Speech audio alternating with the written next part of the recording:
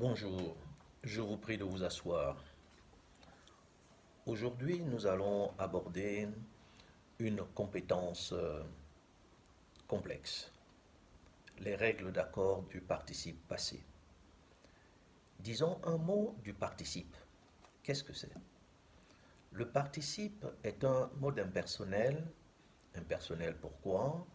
Parce qu'on n'a pas besoin de pronoms pour la conjugaison.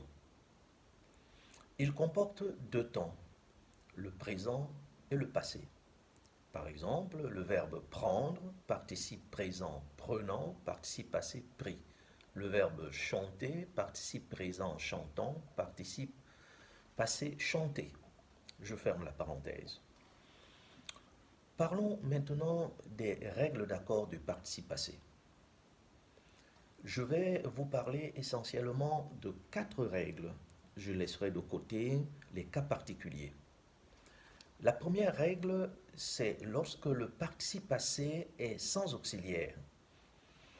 Lorsque le participe passé est sans auxiliaire, on le traite, on le considère comme un adjectif qualificatif ordinaire.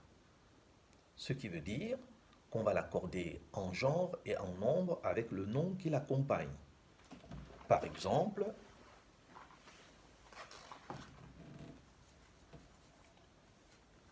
une ville fleurie. Fleurie, participe passé, je l'accorde en genre et en nombre avec ville, féminin singulier ici.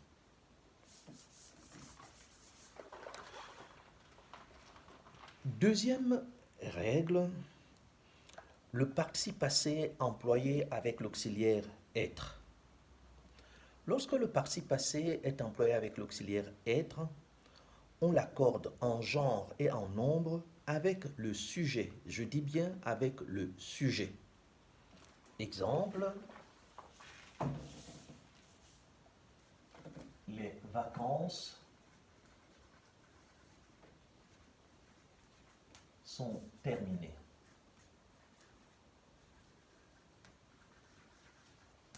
Participe passé, terminé, employé avec l'auxiliaire être, on l'accorde avec le sujet vacances, féminin pluriel, donc féminin pluriel.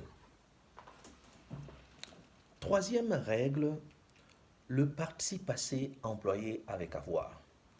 J'attire votre attention sur ce cas. Lorsque le participe passé est employé avec l'auxiliaire avoir, on va l'accorder dans un seul cas de figure. On l'accorde pas avec le sujet, pas avec le nom qui l'accompagne, mais avec le complément d'objet direct si celui-ci est placé avant le verbe. Je répète, lorsque le participe passé est employé avec l'auxiliaire avoir, on l'accorde avec le complément d'objet direct si celui-ci est placé devant le verbe. Exemple.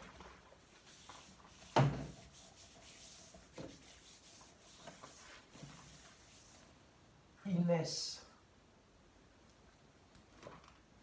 a lavé les assiettes. J'ai ici le participe passé laver, il est employé avec l'auxiliaire avoir. Comme le COD, les assiettes, est placé après le verbe, il n'y a pas d'accord. Mais je vais continuer la phrase. Inès a lavé les assiettes, puis les a rangées. J'ai ici le participe passé, ranger, qui est employé avec l'auxiliaire avoir. Je l'ai accordé en genre et en nombre avec le COD, les, ici, qui remplace assiette, féminin, pluriel. Donc, j'ai accordé ranger.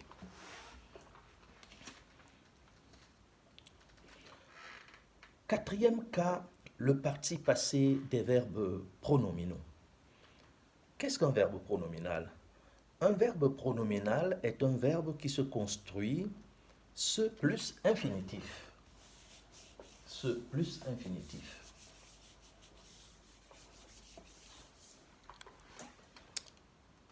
Par exemple, se lever, se laver.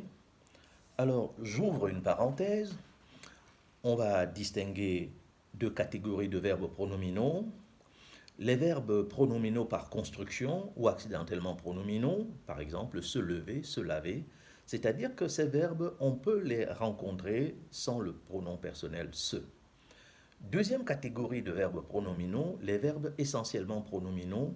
Ceux-là, on ne peut jamais les rencontrer sans le pronom personnel se. Se suicider, se prosterner. Bien.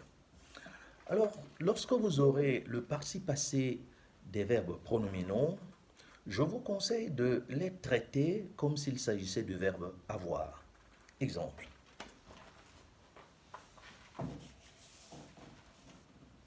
Alicia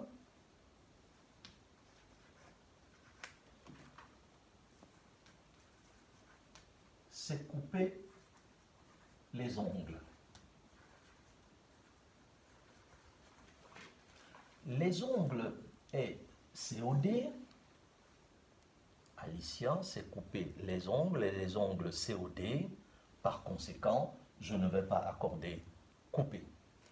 Mais si je dis Alicia s'est coupé,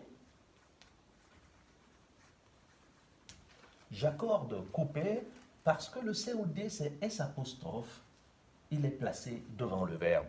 C'est pour cela que je vais l'accorder. Voilà les 4 règles essentielles d'accord du participe passé. J'espère avoir été assez clair. Je vous remercie. À bientôt. Au revoir.